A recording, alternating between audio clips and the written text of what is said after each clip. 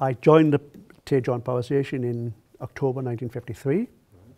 I was only 16 years of age, so I was straight out of school after the O-levels, and joined the general office. And that was producing the weekly payroll, stores accounting and inventory control, sales ledger. We only really had one person we sold to, which was the electricity board. We had purchase ledger, we bought tons and tons of coal, and of course we produced a lot of operational statistics for the power station. That was all paper-based. We had one or two mechanical aids, electromechanical aids. There was a national cash register for producing things like the payroll and the stores inventory control. There were a couple of adding machines and there were a couple of typewriters. But it was all paper-based, all on large ledger cards and paper backing to produce a continuous roll. And that continued until the late 50s, when in came the computer punch card as the means of holding data. And the tabulating machines produced by British tabulators and ICT eventually, and that took over the system. So that was a more advanced system of electrical control systems, but they were limited.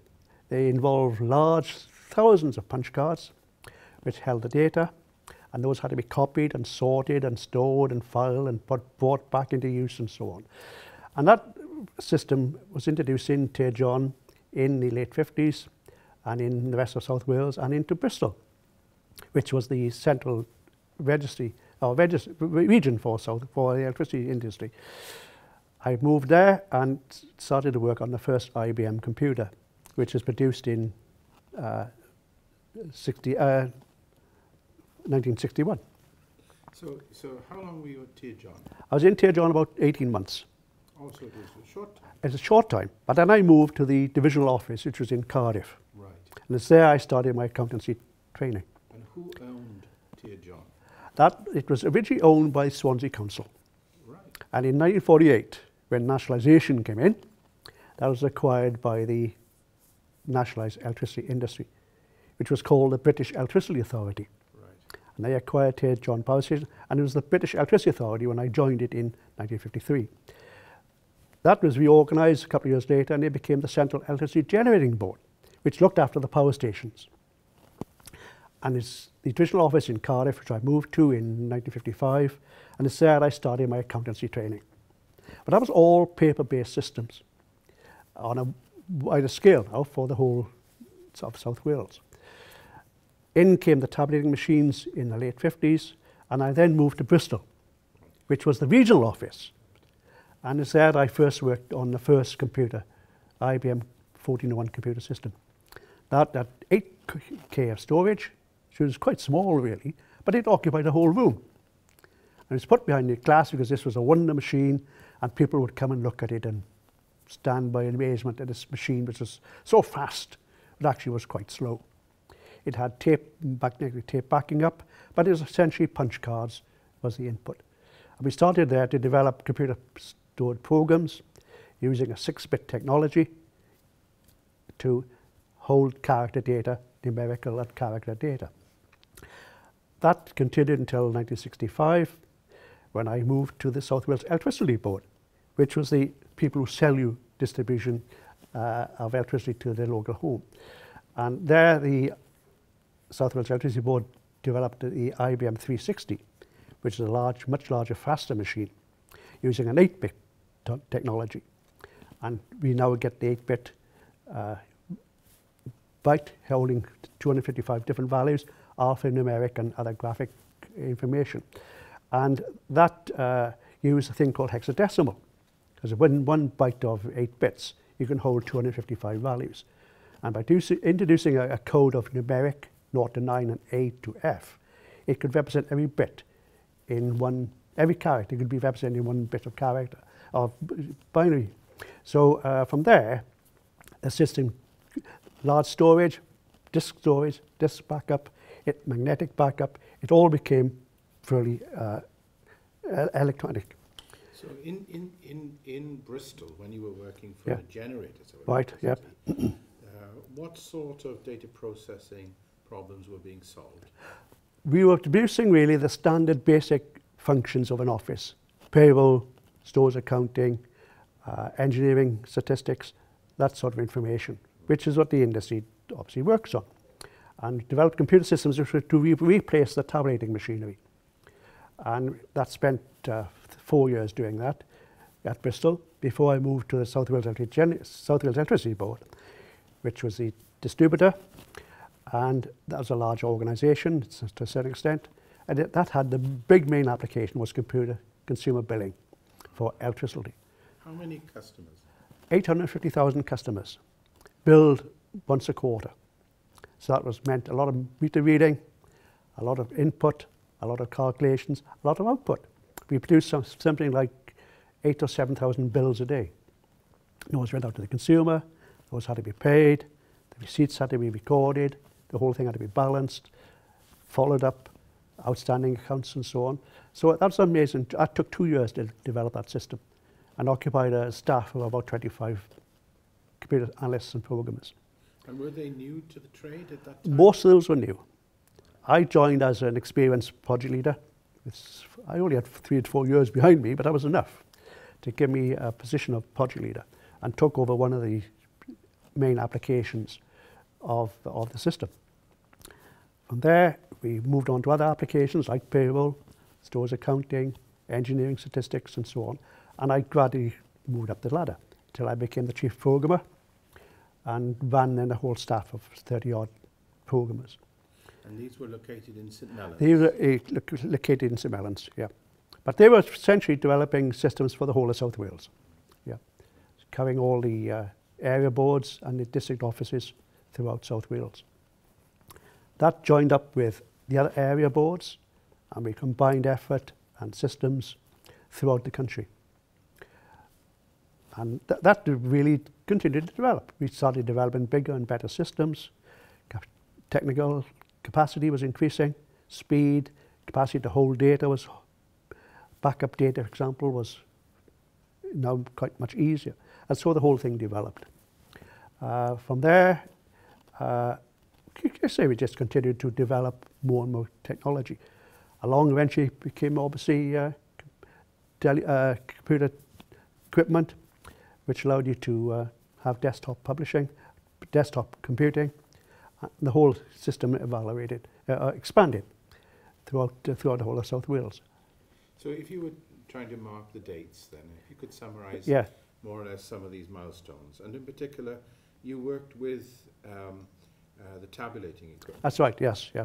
And did you work with tabulating equipment in Swansea? Or no, that was in Bristol. That was based in Bristol, but it was covering the whole of South Wales. I only saw a short bit of that because we were there to really to replace it with a more modern, sophisticated electronic system. And we did that in the early 60s, from about 62, 63, until I transferred across to the South Electricity Board in 1965. And I noticed that you mentioned IBM machines. IBM, yes. But for much of that period, this was actually a state-owned operation, was it not? Yes. So here was a state-owned operation dealing with IBM rather than native British machines. No, some area boards adopted English Electric and ICT equipment. There were about 6 or 7 area boards which adopted IBM, and we worked together then we combined our efforts and our skill set to ensure that we were working on the same basis. Things are expanding very rapidly. Technology, standardization, methodology were all increasing. When we first started, all I had was a piece of paper on which you drew some clumsy flowcharts, and you produced the code on a coding sheet. And that had to go away to the punch office, to be punched up into punch cards, and input to the computer every time.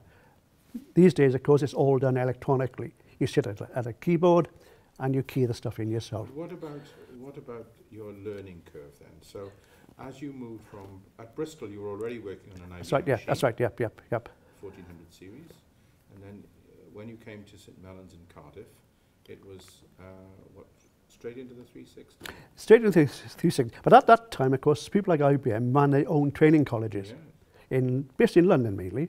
So they ran courses on things like assembler language, operating systems, and you would go to Bristol, to London to undertake the training there. There were a few manuals. Most of it was had to be written down. Then, of course, things, teach-yourself aids started to develop. So that you had books written. People wrote books on the theory of computing, which you could acquire, obviously, and expand your knowledge. But in the early days, it was all fairly basic. So you had to, it's more or less teach yourself. And we had some help from some IBM specialists, but it was mainly teach yourself and follow. And I found that, didn't really find that too much of a problem, but you had to learn as you went and realize what your mistakes were. Occasionally you get something the wrong way around. I say, oh, shouldn't have been like that. It ought to have been a more logical sequence of the data. But those things you had to learn yourself and learn by your mistakes.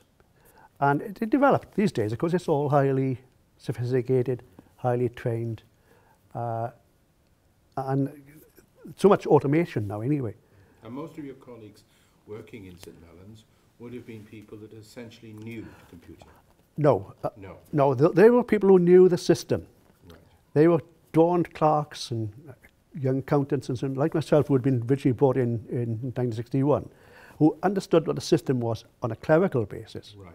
And a theoretical basis, and were then able to convert that into a technical basis. They had to learn. They had to learn, yes. The technology. Yeah. That's right, exactly, yeah. But who were led by people like myself who had got 3 or 4 years experience, were then able to say this is the way it's done or not done. But people like IBM were good. They produced certain ideas and so on as to how data should be done. But of course in those days we were limited. Technology was still limited. Data capacity was limited. This is why we use the bit character in computing to hold quite sophisticated data, which made it very difficult to program. These days, everything's held in character and in decimal. In those days, we compacted data to conserve space. This is why we have the date was held in 6 bits. We didn't hold the year, because that wasn't seen as necessary. But of course that became a problem in the year 2000 when the century changed from 19 to 20. If you didn't insert the date, the year into the data, your sort order was all wrong, because the 1st of January 2000 was less than the 31st of December 1999. So that there were problems which people didn't really understood. Well, they only understood at the time because there was a technical difficulty which didn't allow you to expand. But that became more and more understood. And of course, these days are really theoretically all sorted out. So that as that system developed, more and more sophistication. Punch cards eventually disappeared. All your data was held in libraries. Your programs were held in libraries so they could be called down and executed. And well, previously they all had to be loaded up individually. And it was quite a manual effort. So to summarise the dates then, 53 you begin. 53. Late 50s, tabulating equipment came in. Right, and you were in Bristol. I moved to Bristol in 1961. And that's where you encountered the tabulating equipment. That's when I first got involved with the tabulating equipment and saw the end of that and the replacement of that with the new computerized systems based on IBM 1401, which was quite a small device. And returned to Cardiff? I came back, that was my own choice to switch employment, because it's still within the electricity industry, but I moved to a new appointment within the South Wales Electricity Board as a project leader, and then developed on the consumer billing system. What year was that? That was 65. 65. Yeah. And then the IBM 360 series? That expanded, that became the System 370. Right. I've lost track of what it is these days. Right. It's also grown so much. And the whole industry is now split up, of course, because the industry, which was nationalised industry, is now a privatized industry, and it's been broken up into lots of different divisions or functions, so that the whole thing is completely different. Did you in St Mellons have lots of contacts with other commercial data processing operations or owners of IBM equipment around South Wales? Really, only through the industry itself. Right. The other area boards and the other generating boards, right, those who use IBM equipment would get together and discuss problems. The other big effort, of course, was the establishment of the British Computer Society. And there, I think it was in 1958, it was established in South Wales. And there we got together, and the whole range of computing then, ICL, Bavos, and so on, were brought together. And we discussed our own difficulties and solutions there, and held a whole series of lectures every winter. I'll come to that perhaps later, and Yep. also, of course, the important subject of decimalisation. Or decimalisation. Can we talk about that Yep. later? Yes, certainly. Yes, right, yeah. But the other thing, of course, was that there was very little training in colleges. Yeah. There was very little formalised computer training. Graduation programs or HND programs, they started to develop during the 60s. And they had to go through the same learning process. There was no one there initially who could produce that service. But during the 1960s, so we had great difficulty in employing or recruiting staff with the right skills. I mean, I think that's probably true today, Yes, but that's a question of sheer numbers. It is. But the courses are now there, very sophisticated courses on a whole range of colleges. I worked at the what became the Polytechnic of Wales. I spent some time there on the board of directors as part of this system. But that's completely changed. The Polytechnic is now a university in its own right, and it's joined with other universities to become a much larger unit. And thousands of students are now going through getting computer training, not only in accountancy, but in engineering and medicine and all sorts of functions. So, Okay, so let's leave it there for the moment. thank you. Right?